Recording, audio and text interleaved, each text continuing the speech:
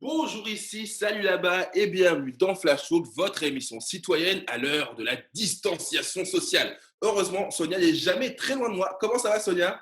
Ça va bien, toujours chez moi, mais jamais loin de toi, mon Raph. Aujourd'hui, on va parler d'amour dans Flash Talk. Comment ça se passe l'amour au temps du coronavirus? Qu'est-ce que le confinement a changé ou pas chez les couples? Et comment, est-ce qu'aujourd'hui on va se rencontrer, se rapprocher et s'aimer? Voilà donc toutes les questions que nous allons aborder aujourd'hui avec nos invités. Heureusement, entre vous et nous, rien n'est rompu. Évidemment, on est ensemble sur les réseaux sociaux avec le hashtag Flash Talk sur Twitter. Vous likez notre page officielle Facebook. Et avant, les amis, de vous présenter nos témoins et nos experts, allons vers celui pour qui mon cœur brûle. Je le dis alors que ma conjointe est juste en face en train de me filmer, hein. C'est notre cartooniste historique, c'est Mikaïa. Comment ça va, Mikaïa? Bonsoir Raphaël, mon amour. Bonsoir à tous. Bonsoir Sonia. C'est un plaisir. Et tu aurais un premier cadeau, un premier dessin pour moi, mon chéri?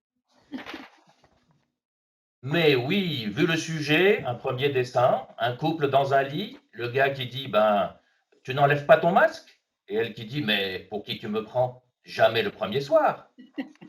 C'est vrai qu'un certain nombre de codes de la rencontre risquent d'être bouleversés. L'amour au temps du coronavirus, on en parle dans un instant avec nos invités, mais d'abord on regarde le data flash de Juliette Jean. 3 milliards, c'est le nombre de swipes enregistrés par l'application Tinder le 29 mars, un record mondial en une seule journée. En France, le nombre de conversations quotidiennes sur l'application a augmenté de 23% au début du confinement. Un moyen de continuer à faire des rencontres virtuelles pour les célibataires. Et pour les couples, comment s'est passée l'expérience? Selon l'IFOP, les conditions de vie du confinement ont créé un niveau d'anxiété pouvant avoir un impact négatif sur la libido des Français. 21% des couples vivant sous le même toit affirment n'avoir eu aucun rapport sexuel au cours du dernier mois, contre 10% en temps normal. Mais pas de quoi s'inquiéter. Pour la majorité d'entre eux, rester enfermés ensemble 24 heures sur 24 n'aura pas eu d'incidence sur leur amour et 30% estiment même que ça les a rapprochés. Certains vont-ils se séparer? En Chine, la période post-confinement a enregistré une vague de divorces. En France, c'est moins sûr. Seuls 4% des couples disent vouloir rompre de manière définitive. Le confinement terminé est aussi l'occasion pour de nombreux couples vivant à distance de se retrouver.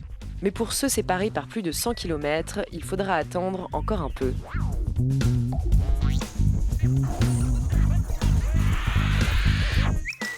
Je voulais vous présenter nos témoins maintenant, c'est l'heure. Enfin, il y a Marion Houry. Bonjour Marion. Marion, c'est quoi ta situation, toi? Tu es en couple, célibataire? Non, non, alors je suis en couple depuis 1 an et demi à peu près. Et voilà, j'ai passé le confinement avec mon copain. Donc là, ça fait 2 mois qu'on est ensemble. Ah, pas très loin de toi. Il y a Fabrice Chapuis et Ambroise Coquerel. Où est-ce qu'ils sont? Ils sont Bonjour. ici. Bonjour. Il y a- J'imagine que vous êtes toujours ensemble. Oui, ça. Oui. Vous avez passé le confinement ensemble aussi. Oui, oui, chez nous à Paris. Bon, depuis combien de temps vous êtes en couple? Depuis 3 ans. 3 ans. Un an. Ah, un vrai couple solide qui est encore là après le confinement. Ouais, on verra si ça s'est bien passé que ça ou pas aussi dans quelques instants. Et à côté, je vois Anna également. Bonjour Anna. Bonjour. C'est quoi la situation? Alors moi, je suis célibataire depuis à peu près 8 mois. Célibataire depuis 8 mois. Voilà. On va parler évidemment de tout ça dans quelques instants. Mais avant ça, Sonia. On va vous entendre tous sur vos expériences respectives, mais d'abord l'avis de la psy Cécile Guéret. Bonjour, merci d'être avec nous aujourd'hui. Vous êtes psychopraticienne, auteure d'Aimer, c'est prendre le risque de la surprise, éloge de l'inattendu dans la rencontre amoureuse chez Albin Michel. Vous vivez à Tours. Cécile Guéret, est-ce qu'un couple sort indemne ou pas de ce confinement? Bonjour à tous.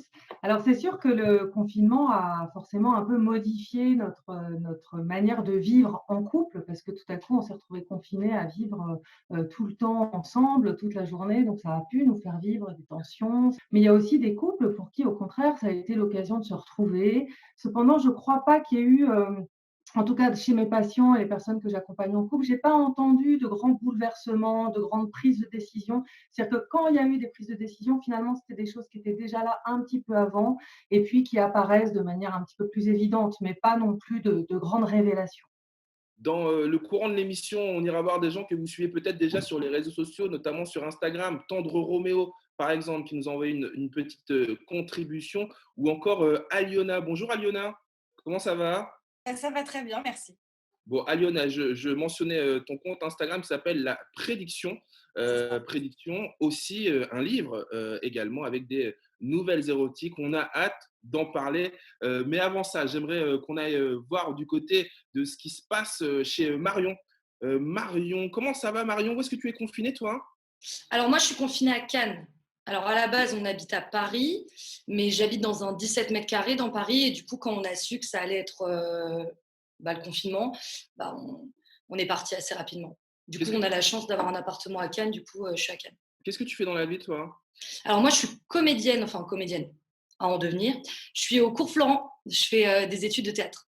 Comment s'est passé ton confinement alors? Tu nous disais que tu étais en couple depuis Ouais. un an et demi. C'est ça. Alors, on est en couple depuis 1 an et demi. Du coup, là, il dort. Non, ça s'est bien passé. Bon, il y a eu quelques disputes un petit peu au début. J'ai Ah, l'impression qu'on a dû se mettre un peu raccord. comment Et ça? après, je pense qu'on a eu un moment d'adaptation où il a fallu qu'on se mette un peu au diapason tous les deux parce qu'on n'avait pas l'habitude d'être tout le temps l'un sur l'autre. Mais après, franchement, ça se passe bien. Mais attends, Et, on peut se disputer pourquoi?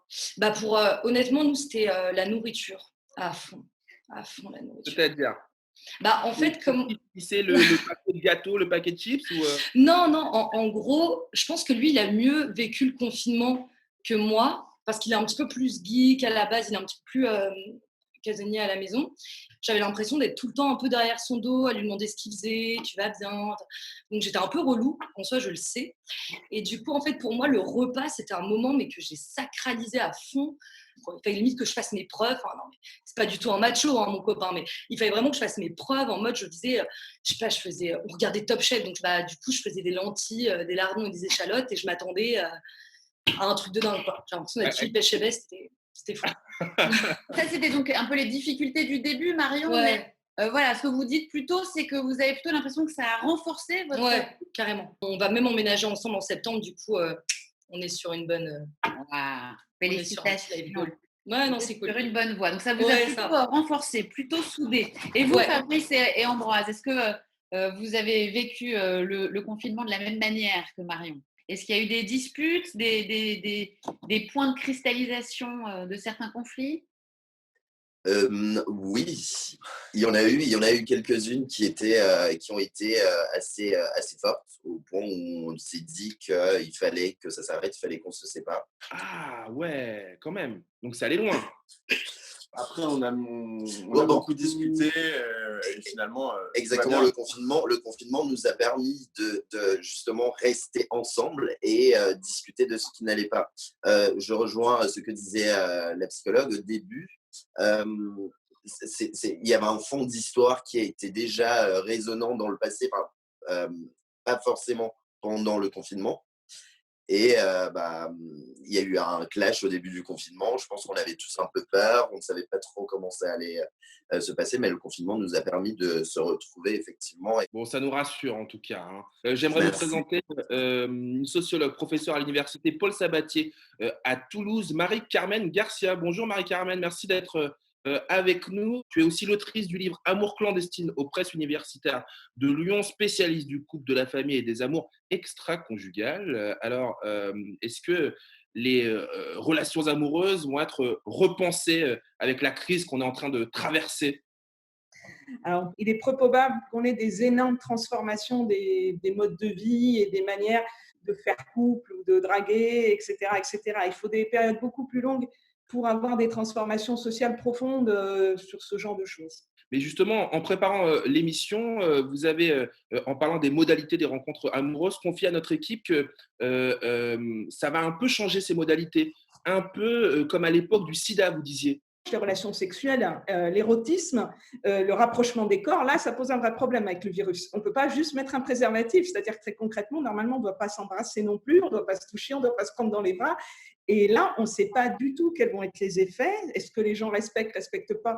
Au moment de l'époque du sida, il y a le multipartenariat, le pluripartenariat a beaucoup chuté. C'est-à-dire des gens qui avaient l'habitude d'avoir plusieurs partenaires, notamment dans le monde gay à l'époque, dans les années 80. Aujourd'hui, dans le monde hétéro, il est probable que ça fasse la même chose. Anna, bonjour. Vous êtes célibataire, vous avez 27 ans, vous vivez à Bagneux, en région parisienne, et vous avez créé le blog « Je me suis fait larguer ». Alors, si j'ai bien compris, vous vous êtes fait larguer juste avant le confinement, c'est ça?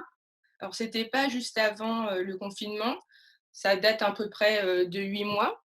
Et en fait, par contre, c'est pendant le confinement où j'avais beaucoup de temps et je me suis dit, tiens, pourquoi pas partager mon expérience et profiter aussi, proposer aux gens aussi de témoigner. Donc, j'ai créé ce blog et le compte Instagram Cherex 2.0. Et est-ce que toi, Anna, donc, tu t'es séparée il y a 8 mois déjà, mais tu as peut-être fait des nouvelles rencontres?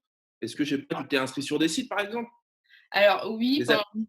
le confinement, j'ai eu une petite période d'ennui. Je me suis dit, tiens, je vais essayer de m'inscrire sur une application de rencontre.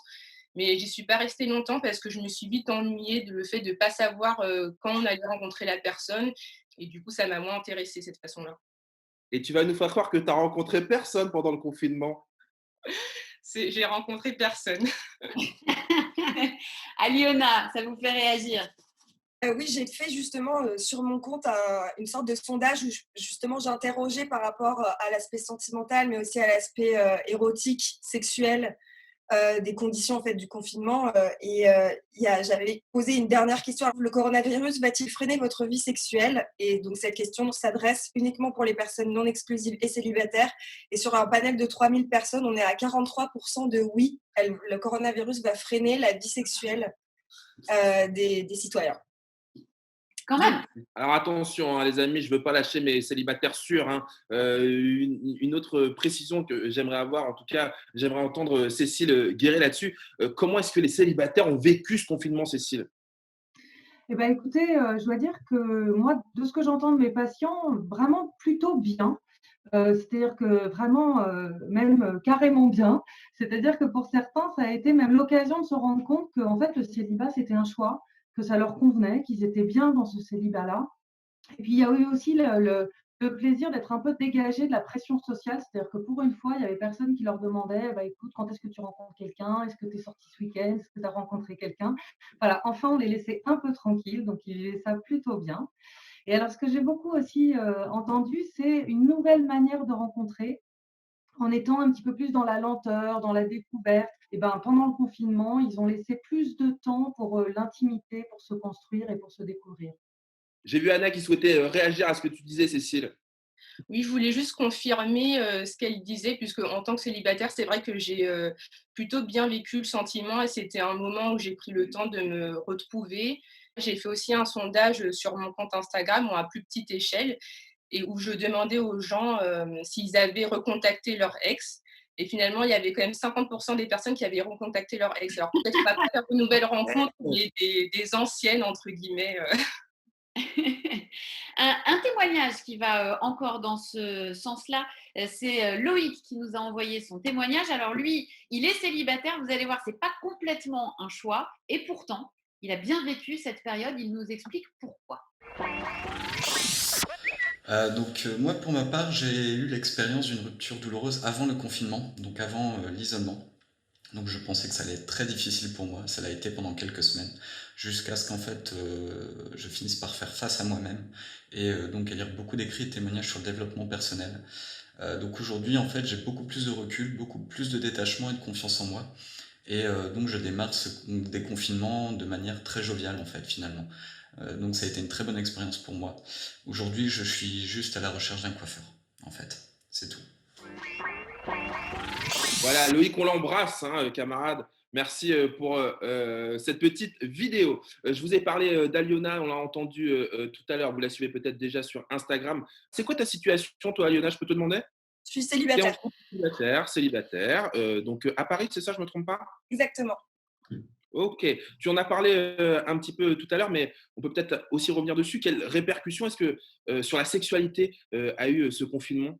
Pour ceux qui sont en couple, la majorité du temps, ça s'est passé en 2 temps. Donc il y a eu le premier mois qui a été très compliqué et après il y a eu le second mois avec l'acceptation et avec le fait qu'il y ait une date de fin qui a permis en fait de se détendre par rapport à la situation angoissante que représente le confinement.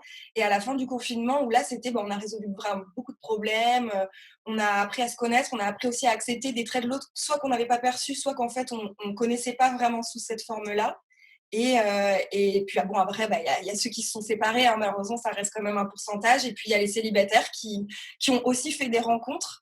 Il y en a qui ont bravé le confinement, il y en a qui n'ont pas bravé le confinement, mais qui ont réussi à tomber amoureux pendant le confinement. Alors ça, c'est waouh, incroyable quand même. À Lyonna, je vois Fabrice et Ambroise aussi qui acquiescent, hein, tout comme Marion. Les gars, vous voulez nous dire quelque chose? Moi, je suis assez d'accord avec ce que tu viens de dire. Ça a été vraiment en 2 temps, oui, effectivement. Au début, c'était un peu compliqué et on avait un peu plus de perspective sur l'évolution. Du coup, on se sentait peut-être aussi plus rassuré.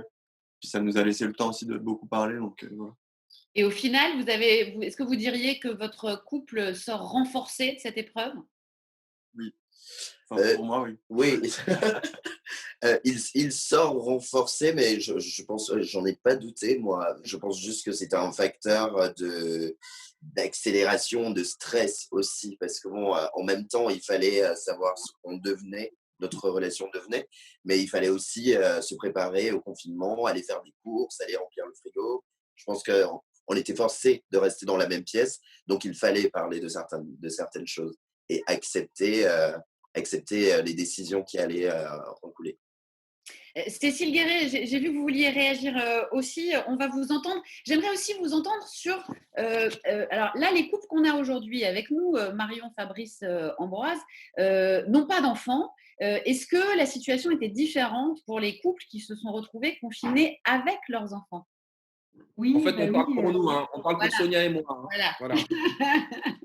On peut témoigner avec Raph. Oui, oui, bien sûr, évidemment, ça change, ça ajoute un facteur de complexité en plus, c'est-à-dire qu'on doit non seulement prendre le temps de regarder dans le couple les ajustements possibles pour l'un et pour l'autre, et puis il y a la nécessité aussi de s'ajuster avec les enfants. Donc, de trouver du temps pour eux, pour les activités. Moi, j'ai entendu aussi beaucoup de difficultés, notamment pour les collégiens, pour le travail scolaire, avec une grosse pression de travail scolaire qui pouvait être compliquée à vivre et pour les enfants et pour les parents à organiser, surtout quand les parents sont aussi en télétravail. Et à ne pas oublier aussi la question des familles recomposées, avec les enfants qui vont une semaine chez papa, une semaine chez maman. Et il y a une chose aussi que je voulais ajouter, c'est aussi l'idée que non seulement on est ensemble, on est en couple, tout le temps, alors que d'habitude, on a des soupapes de sécurité, on va travailler, on va voir nos amis, on a des passions à faire du sport. Donc, on peut non seulement avoir des soupapes un peu à l'extérieur, mais aussi se nourrir à l'extérieur. Donc, ce qui a été difficile, c'est non seulement d'être tout le temps ensemble, mais aussi de ne pas avoir cette nourriture qui venait de l'extérieur et qui est vraiment indispensable pour le couple, pour avoir des choses à se dire et à vivre ensemble. Bon, on en profite, on est entre nous, hein. Sonia, comment ça s'est passé pour toi? Eh bien, moi, je suis dans Alors, c'est d'autant plus compliqué que nos conjoints filment l'émission aussi. C'est ça. Je ne peux pas parler complètement librement, mais je dois dire que je suis dans la situation de la famille recomposée et je peux vous confirmer évidemment que c'est extrêmement compliqué quand on doit gérer plusieurs enfants, des relations avec les ex, le travail. Marie-Carmen Garcia, je vous ai vu lever la main aussi. Oui, je voulais juste apporter une nuance de sociologue à ce que nous entendons aujourd'hui. C'est qu'on est en train de parler de milieux sociaux relativement privilégiés dans lesquels les gens ont des activités à l'extérieur, habituellement des amis, des sorties du travail. Il ne faut pas oublier qu'il y a une partie de la population qui est en quasi-confinement habituel, où les gens ne travaillent pas, sont hors emploi, n'ont pas forcément une sociabilité extrêmement développée, ne vont pas faire des activités sportives, c'est-à-dire les milieux populaires. Et notamment les milieux populaires où les gens sont en situation de précarité.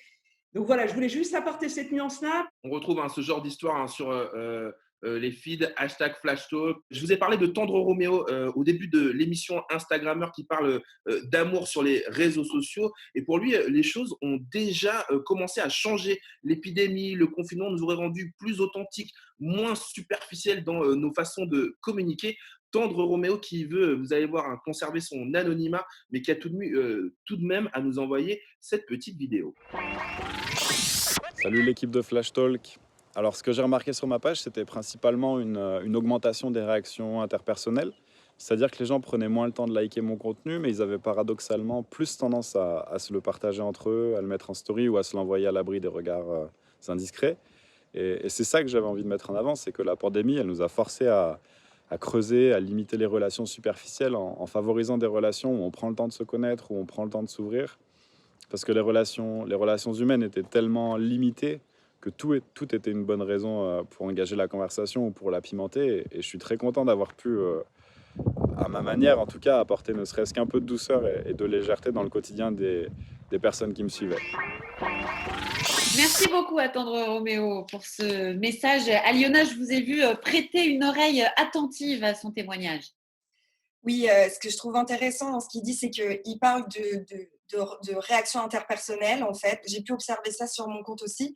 Il y a beaucoup plus d'interactions, beaucoup plus de commentaires, beaucoup plus de messages privés et un intérêt, en fait, qui, je pense, va aussi de pair avec la vie quotidienne qui en est peut-être moins imprégnée.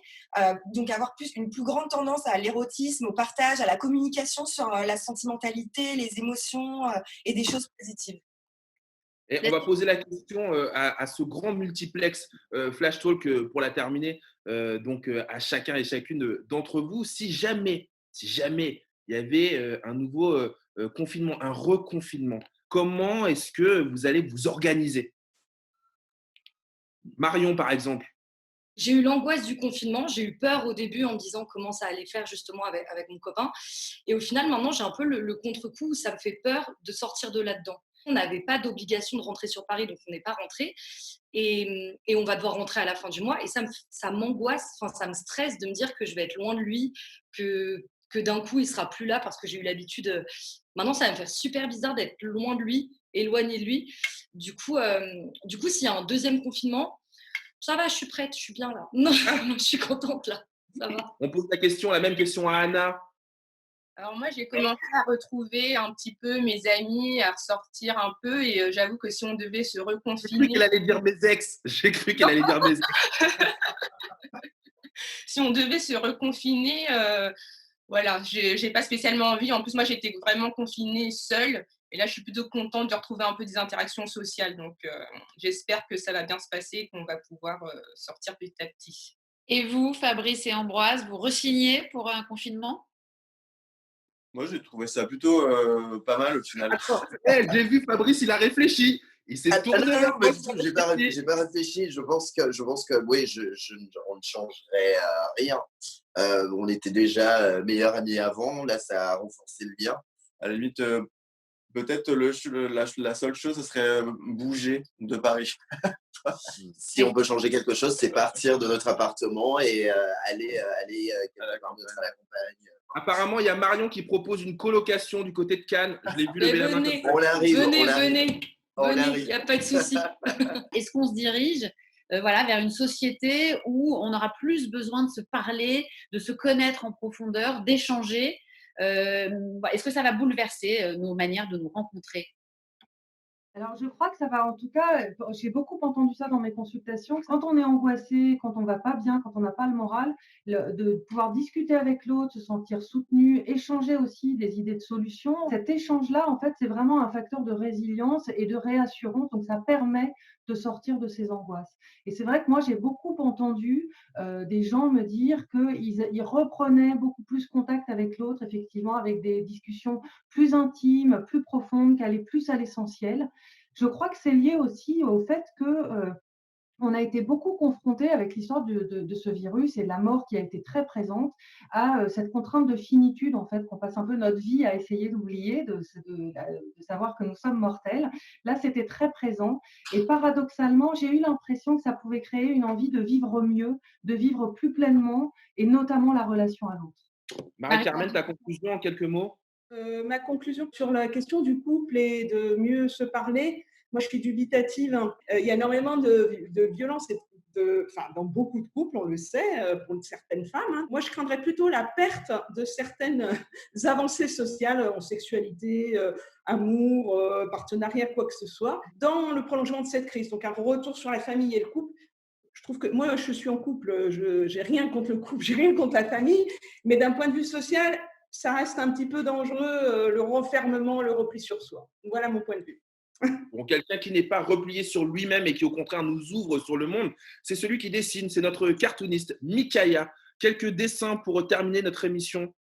Oui, on a vu que la sexualité et le coronavirus allaient être liés, alors j'ai imaginé un couple et le gars qui est en train de lire le Kama Sutra et il dit tu la connaissais toi, la position dite de l'union hydroalcoolisée à double masque inversé?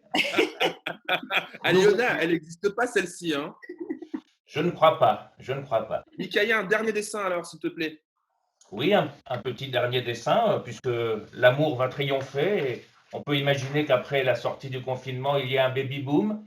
Et donc, j'imagine un couple et une fille qui dit pendant le confinement, j'ai attrapé le gros bide 19. En vrai, ça marcherait aussi pour les garçons aussi, hein. Parce que moi, j'ai pris un petit peu, hein. Je ne veux pas me balancer, mais quand même. Merci en tout cas à vous d'avoir participé à cette émission. Merci pour vos témoignages. Merci aussi sur les réseaux sociaux également. Et merci à ma femme qui me filme, mon amour. Merci d'être avec nous. J'ai passé le meilleur des confinements avec elle, hein. Et oui, merci à nos conjoints qui nous ont supportés dans tous les sens du terme. Merci à vous tous d'avoir participé à cette émission. Flash Talk continue. On se retrouve la semaine prochaine sur France O. Salut! Salut!